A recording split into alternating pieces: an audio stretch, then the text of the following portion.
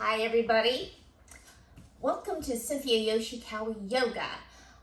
So today I'm going to discuss two different ways to calibrate your body in every posture. And these are actually simple so that you can take them everywhere, because I know it can get really complicated with everything that I'm giving you and it's a lot of stuff to remember. But if you remember these two things, it should be really helpful for you in your practice. So, the new concept in the practice of yoga is that each posture should fit you and not you trying to fit into each posture. So there are two easy ways that actually work together to help you find the best place for you in a yoga posture. First thing you need to know, the spine. The spine naturally has curves in it. It's supposed to have curves in it. The curves help with shock absorption and they distribute stress as we move. So we want to maintain those natural curves and avoid overcurvature. That's what we want to avoid, is that overcurvature of the spine. Now, I've heard this cue in some classes and even in some of my online classes. Some people are taught that they should have a straight spine, and that idea of a straight spine is one way to encourage length in the spine. But what I have seen is that my overachievers take the idea of a straight spine very literally. And then they take all the curves out of their spine all the time. And that can cause issues in your body because you're not getting that shock absorption, right? And you're not able to move as well. And just the tension in the muscles and the tension in the spine, it just changes and causes issues. So the idea is maintaining a long spine while maintaining your natural curve keeps the stretch in the area. It's like the tension of the stretch in the area you are focusing on. When you let go of a long spine, you change the direction of the stretch, so the tension goes elsewhere. And it moves away from the intended area because each posture has an intended purpose and a body part area of the body that it's supposed to be either strengthening or lengthening. And when you change the direction, you change the area that you're working on. It goes to some other place in the body. So in this, if you can't maintain a long spine in a posture, then you know you need to adjust the posture. And that usually means backing off the posture and maybe moving away from that full extension that you were feeling. And that will put you in a place where your body needs to be, as opposed to forcing it somewhere else.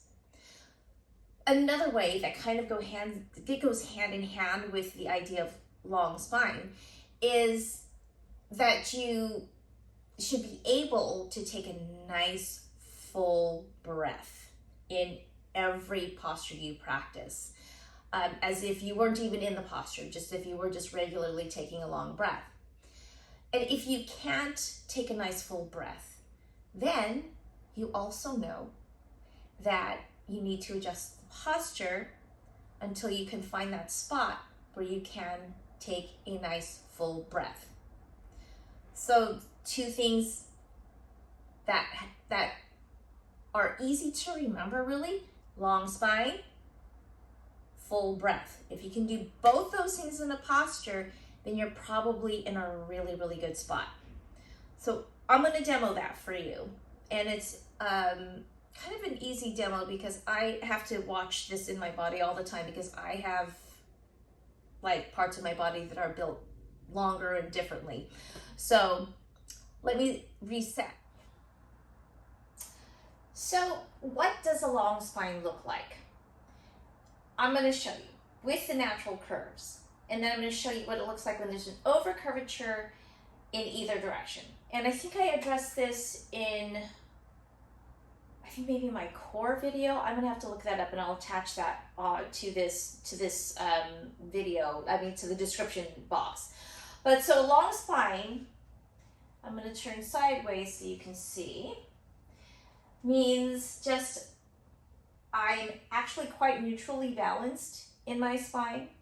You can see that I have the curve in my neck, which is curve 1, my thoracic spine here, there's curve 2, then there's my lumbar spine, curve 3, and the sacrum is the 4th curve. We should have all 4 of those curves in every posture and when you're standing. An over curvature of that spine might be if you're generally, and this is what usually happens, if you have a weak core, then these muscles let go, and then you have that over curvature of the lumbar spine. And that's what I see mostly in my massage therapy clients and also in my yoga clients and my yoga students, is this over curvature of the spine. And you can see how it throws my body off. So this is not a long spine. Now we can go the opposite end of the spectrum, and some folks are more posteriorly rotated and they have more of this curve, so it's the opposite, so that the sacrum's really curved under. There's almost no curve in the lower spine, in the lumbar spine, and there's an over curvature of the thoracic spine up here. So ideally, you want to be centered between the two. And what usually helps is if this is really kind of an exercise for the core, because if I let this curve be too big, that means that I've let go of the core, or it's weak. And so what I need to do to bring that back is to just engage my core. And then I have the natural curve in my spine. Now, I'm going to move this over a little bit. I'm going to demo what it looks like when you have don't have the natural curve in the spine, or when the curve actually gets distorted. I have really tight shoulders, and when I bring my arms up, if I try to bring them to my ears, they don't get there. And I also think I have the way that my shoulders are designed, they won't allow my shoulders to come to my ears. So if you just watch, I'm going to raise my arms up, and I'm going to maintain the curve, the long spine. You see the long spine. But as I come up and I try to bring my arms to my ears, you can see how my spine starts to change shape. It actually pushes my chest out, and it creates a actually bigger curve in my lumbar spine. And for me, I am also feeling that I'm not breathing, I can't take a nice deep full breath. So I'm going to back that up. That means that this is too much for me, and I need to back off on the posture so that I have long spine. Instead of this spine, I have long spine, and it means that my arms need to come forward so that I can breathe. So I'm going to have you watch it again and watch what happens to my breath. So from here, I can take a nice long breath.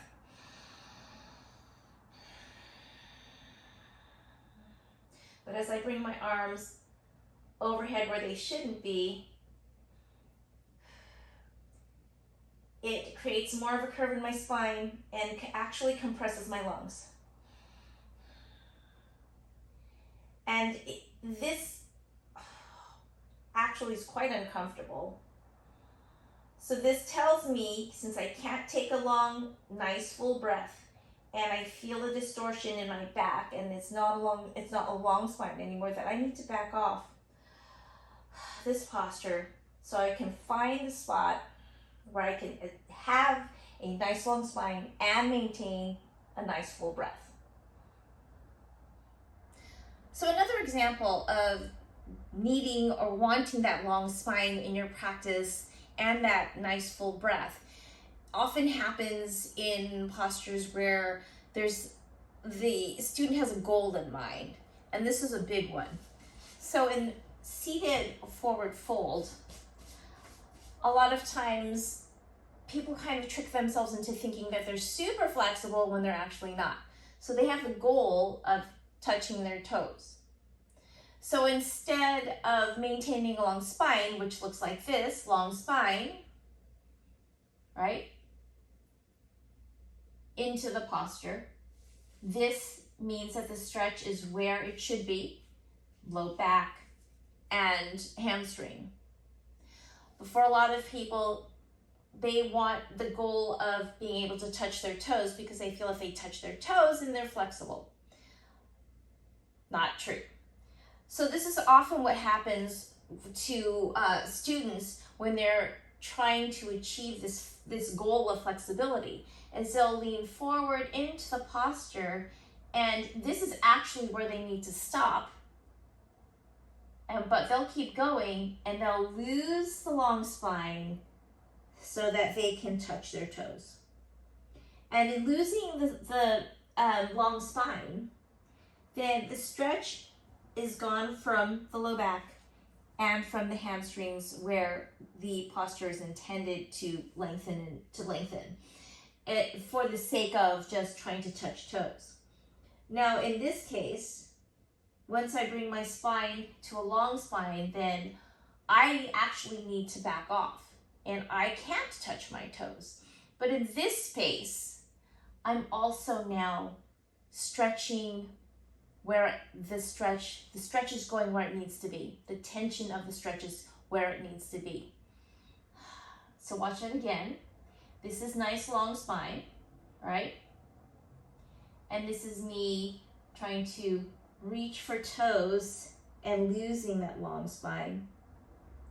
And then the tension of the stretch is actually more, I feel, in my upper back. And I've lost it completely in my hamstrings. It kind of gives you this false sense of flexibility and range of motion because now that tension's gone someplace else. And that's the other reason long spine is important, because I think, and this is just a me thing, at the very beginning of your yoga practice, alignment matters. Because when you are in the posture and you're in the alignment that the posture was intended for, then you are actually stretching the muscles that need to be stretched, and you'll progress faster. Otherwise, you do have this, I find a lot of folks, especially my massage therapy folks, and even my yoga folks, have this false sense of like, I am so flexible until I teach them about long spine and full breath. And then they realize that, wow, the stretch, the tension was going elsewhere, and their hamstrings weren't quite as flexible or as long as they thought they were. So that's where this is important. So remember that, long spine, full breath. So there you have it. 2 different ways to calibrate your body that are pretty simple and that you can incorporate right away. So if you have any questions, go ahead and leave them in the comments. They usually pop up and then I can answer them and even potentially make a clarifying video if need be. So if you could, well, first of all, I hope this video was helpful to you. And if it was, please share, like, subscribe, watch the whole thing. It really actually helps the YouTube algorithm to let it know that you are watching and you like content like mine, and it can direct more people to my channel so that they can get the benefit of the content that I'm putting out there. So in a sense, we really must please the algorithm gods. So if you could do those things, that would be great. And I really appreciate you. I am so happy that you were able to join me, and I really do hope that this was helpful. So I've got more videos coming up, but oh my goodness, the filming and the editing process is quite long. So I'm doing my best to get them out as soon as I can. And I look forward to seeing you soon. Take care. Bye.